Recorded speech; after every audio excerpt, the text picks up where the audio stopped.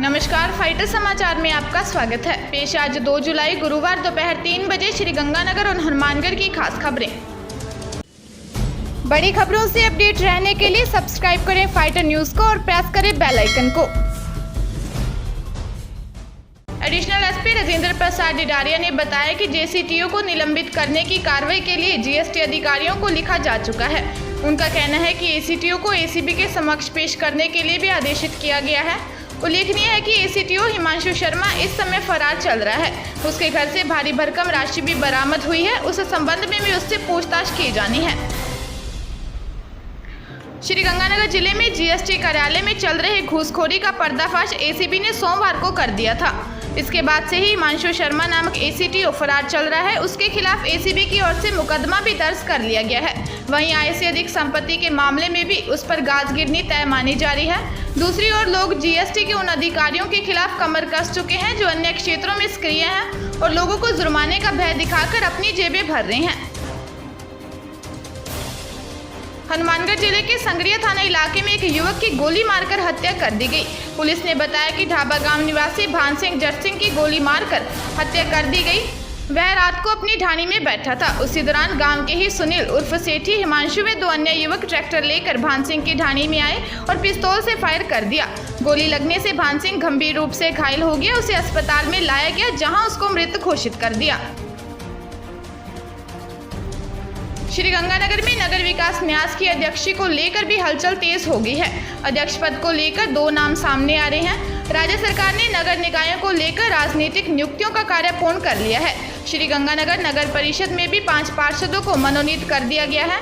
कांग्रेस और उसको समर्थन दे रहे विधायक अपने अपने समर्थकों की नियुक्तियां करवाने के लिए प्रयासरत हैं। इसी तरह से नगर विकास न्यास में अध्यक्षी को लेकर भी हलचल तेज हो गई है। इस पद को लेकर 2 बड़े नाम सामने आ चुके हैं। इनमें एक नेता का संबंध जाट जाति से है तो दूसरा बानिया जाति का प्रतिनिधि है। एक कुशल राजनेता है तो दूसरा एक सफल प्रॉपर्टी कारोबारी कहा जा सकता है। श्रीगंगानगर जिले के राजेसर इलाके में स्थित फैक्ट्री से सीमेंट को खुर्द-बुर्द कर दिया गया है। पुलिस ने बताया कि सीमेंट फैक्ट्री के अधिकारी सुभाष चंद्र ने मुकदमा दर्ज करवाया है कि 4 मार्च को एक ट्रक से 900 सीमेंट के कट्टे भरकर अमृतसर भिजवाए गए थे।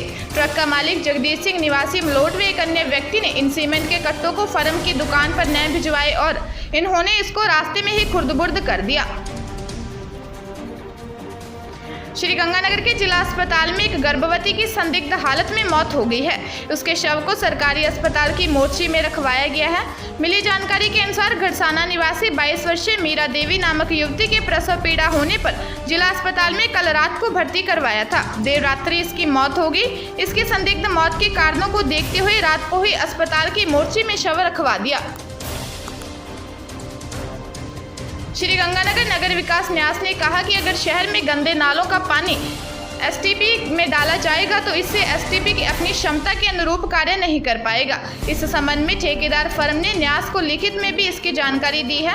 न्यास सचिव की ओर से जारी किए गए प्रेस नोट में बताया गया है कि शहर में 3 एसटीपी का निर्माण किया जाना है और यह कार्य SN एनवीरो टैग प्राइवेट लिमिटेड की ओर से किया जा रहा है। श्रीगंगानगर जिला मुख्यालय पर कोरोना वायरस के मामले सामने आने के उपरांत बनाए गए रेड कंटेनमेंट जोन में कर्फ्यू जारी है। 2 दिन पहले 3 नए कंटेनमेंट जोन बनाए गए थे। वहीं राजपूत कॉलोनी और वार्ड नंबर 20 में पहले से ही पुलिस पहरा लगा हुआ है। वहां पर भी किसी को अनावश्यक आवागमन की अनुमति नहीं दी जा रही है। राजपूत कॉलोनी में भी कर्फ्यू अभी तक जारी है। मोर सिंह चौक के पास भी कोरोना रोगी सामने आने के बाद वहाँ आज गुरुवार को भी पुलिस पहरे में मोहल्लेवासी रह रहे हैं।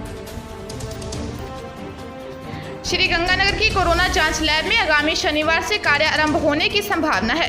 केंद्र सरकार के 376 लाख रुपए की स्वीकृति के उपरांत इस लैब की स्थापना की गई है। पीएमओ डॉक्टर KS कामरा से प्राप्त जानकारी के अनुसार श्रीगंगानगर जिला अस्पताल में लैब स्थापित की जा चुकी है। इसकी जांच की आवश्यक औपचारिकताओं की जांच का कार्य बीकानेर से आई टीम ने पूरा कर लिया है। श्री कामरा ने बताया कि इसकी रिपोर्ट अब जोधपुर एम्स भिजवा दी गई है। जोधपुर एम्स में यह रिपोर्ट इंडिकल काउंसिलिंग ऑफ मेडिकल रिसर्च को भेजी जाएगी। वहां से आज शाम या कल तक लैब को शुरू करने की स्वीकृति मिल सकती है।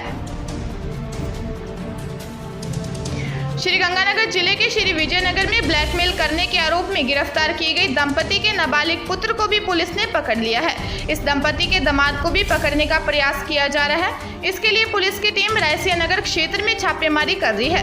श्री विजयनगर थाना प्रभारी विक्रम तिवारी ने बताया कि रायसिया नगर निवासी सोनू धोबी उसकी पत्नी जसप्रीत कौर को कल गिरफ्तार कर लिया था। इनकी निशानदेही पर एक मोबाइल फोन बरामद कर लिया है। इनसे रुपए भी बरामद करने की कार्रवाई की जा रही है।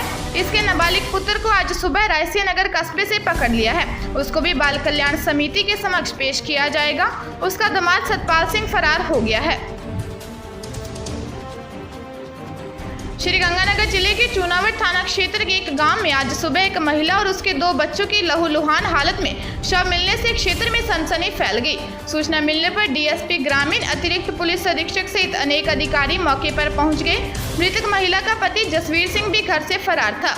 इसी पर हत्या करने का शक जताया जा रहा है। पुलिस ने बताया कि 21 ML गांव में 35 वर्षीय एक महिला, 14 वर्षीय उसकी पुत्री और 12 वर्षीय पुत्र के शव घर के आंगन में लहूलुहान हालत में मिले हैं।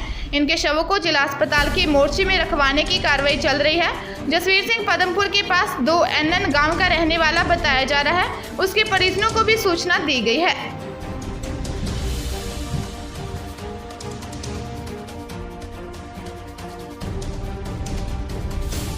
ताजा तरीन खबरों के लिए फाइटर न्यूज को सब्सक्राइब करें और बेल आइकन को प्रेस करें ताकि नई न्यूज अपडेट होते ही आपके फोन की घंटी बज जाए। Once again